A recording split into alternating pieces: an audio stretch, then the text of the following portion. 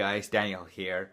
So today, guys, I want to share with you guys a new app that has released and has been taking over my notification section on my phone, on the iPhone, and has been making noise well, in the online world. It's called Meerkat. It's a really simple app that all you do is live stream to your Twitter followers. So it uses Twitter's API, of course, for this to work.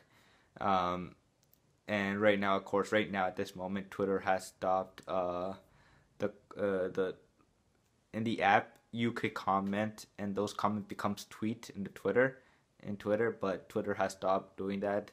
So there's been a problem with that right now, but it's a cool app that you guys should check out if you guys have not checked out.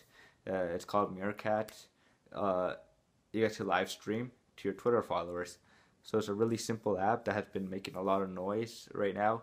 I signed up, I think, Friday afternoon. All I know, I signed up before Gary V, which I've been hustling. And That's all I know. And yeah, it's a really cool, simple app. You guys should check it out. If you guys have not followed me on Twitter, I'll be live streaming maybe later tonight. You can follow me at iDanielRoman.